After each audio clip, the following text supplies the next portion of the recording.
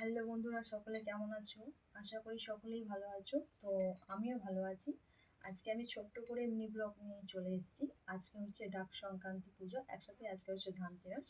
তো ধানতেরাসের দিনে আজকে অনেকেই কেনাকাটা করে। যাই হোক, আজকে হচ্ছে ডাক সংক্রান্তি পুজো, তো তার জন্য 7 রকমের শাক খেতে হয়। আর এই দিনটা খুবই গুরুত্বপূর্ণ ছিল আমাদের কাছে ছোটবেলায়।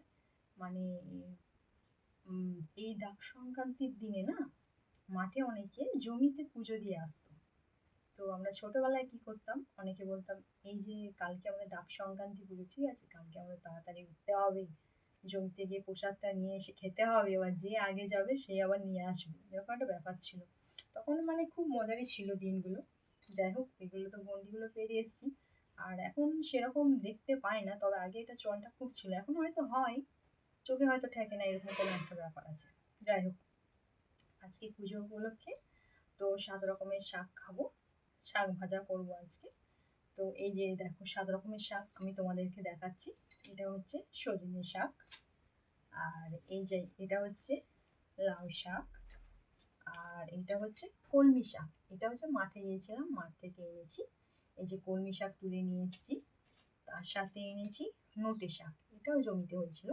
নোটে শাক মানে মাঠে কেনা নয়, মাঠের নোটে শাক যেগুলো জমিতে হয় না, ওই নোটে শাক। আর এগুলো হচ্ছে শুশুনি শাক, এগুলো নিয়ে এসেছি। আর এটা হচ্ছে কুলেখাড়া শাক, কুলেখাড়া যে হয় না মাঠে, এগুলো মাঠ থেকে নিয়ে এসেছি। আর দেখো বন্ধুরা, আর এই যে এই শাকটা বলে নাকি খায়, কিন্তু এই শাকটার নামটা কি আমার ঠিক জানা নেই। তোমরা যদি জেনে থাকো প্লিজ কমেন্ট করে জানিয়ে, তো এই শাকটার নামটা কি, কি জানিও। তো আমার ভিডিওটা আমি এখানেই শেষ করছি। সকলে ভালো থেকো, সুস্থ থেকো। প্লিজ আমার চ্যানেলটাকে সাবস্ক্রাইব করো, পাশে থেকো। আজকের মতো ব্লগটা এখানে আমি শেষ করছি।